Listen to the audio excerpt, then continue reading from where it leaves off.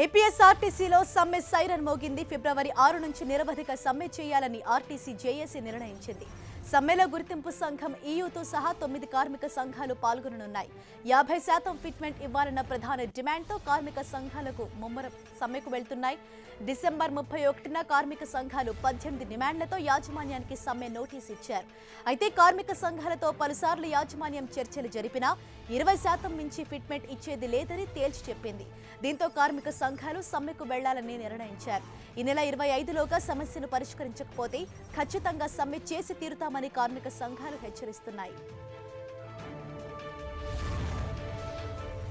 మరింత సమాచారం మా ప్రతినిధి నరసింహారావు మనకు అందిస్తారు. నరసింహ, ప్రధానంగా కార్మిక సంఘాలు ఏమని డిమాండ్ చేస్తున్నాయి?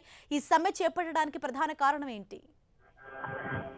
ఆర్టీసీలో సమ్మె సైరన్ మోగింది. ఫిబ్రవరి 6 నుంచి నిరవధిక సమ్మెలోకి వెళ్లాలని ఆర్టీసీ ఎంప్లాయీస్ యూనియన్ జేఏసీ తీర్మానించడం జరిగింది. కొద్దిసేపు క్రితమే జరిగినటువంటి సమావేశంలో పలు ఉద్యమ కార్యాచరణ కూడా ప్రకటించడం జరిగింది. గతం నుంచి కూడా ఆర్టీసీ ఎండీ సురేంద్రబాబుతో పాటు యాజమాన్యంతో పలు దఫాలుగా చర్చలు జరిగింది. 2 దఫాలు చర్చలు జరిగిన నేపథ్యంలో వీళ్ళ సమస్యలను 18 రకాల డిమాండ్లను వాళ్ళు పరిష్కరించలేదు. ఈ నేపథ్యంలో కేవలం 2-3 డిమాండ్లు, కారుణ్య నియామకాలు, ఇతరత్ర 2-3 డిమాండ్లు మాత్రం పరిష్కరించిన నేపథ్యంలో మిగిలిన డిమాండ్లను పరిష్కరించాలని నిన్న కూడా సంప్రదింపులు జరిపిన నేపథ్యంలో 50% ఫిట్మెంట్ ఇవ్వాలని కోరుతున్నప్పటికీ కూడా కేవలం 20% మాత్రమే ఫిట్మెంట్ ఇవ్వడం జరుగుతుందని చెప్పడంతో ఇంకా సమ్మె అనివార్యమని భావించినటువంటి జేఏసీ ఉద్యమ కార్యాచరణ ప్రకటించింది.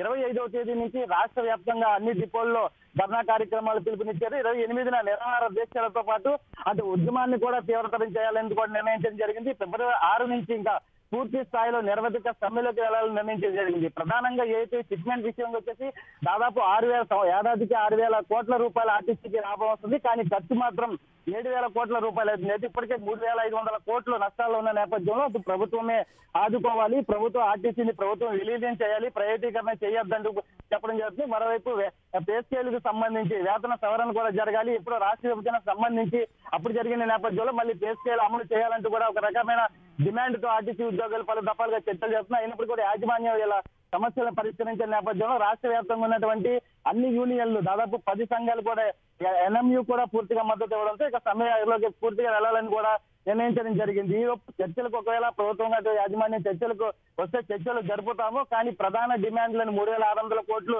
అంటే ఈ నష్టాలకు సంబంధించి ఆర్టీసీ ఉద్యోగుల ద్వారానే నష్టాలు వస్తున్నాయని ఒక రకమైన ఆరోపణలు చేస్తున్న నేపథ్యంలో ఇక మా తరఫు కాదు, మేము మా వల్ల నష్టాలకు సంబంధించి మా తరఫున కాదు, కేవలం సంస్థ తీసుకున్నటువంటి అటు ప్రభుత్వం తీసుకున్నటువంటి నిర్ణయాల వల్లనే నష్టాలు వస్తున్నాయి తప్ప కార్మికులు ఎట్టి పరిస్థితుల్లో కారంటూ కూడా చెప్పేస్తుంది. దీన్ని కార్మికుల్ని బాధ్యులు చేయడం కూడా కరెక్ట్ కాదనే ఒక వాదన అయితే ఆర్టీసీ ఉద్యోగులు ఏర్పడుతుంది. అయితే ఏదైతే జేఏసీ తరఫున 10 సంఘాలు కూడా గుర్తింపు పొందినటువంటి 10 సంఘాలు రాష్ట్ర వ్యాప్తంగా అన్ని డిపోల్లో ఉద్యమ తీవ్రతరం చేయాలి. ఈ నేపథ్యంలో ప్రభుత్వం కనుక అది యాజమాన్య చర్చలకు వస్తే చర్చలు జరుపుతామంటూ కూడా చెప్పడం జరుగుతుంది. ఏదైతే ఫిబ్రవరి 6 నుంచి మాత్రం సమ్మెలోకి పూర్తి స్థాయిలో వెళ్తామంటూ కూడా చెప్పడం జరుగుతుంది జేఏసీ నేతలు. Thank you Narasimha Rao.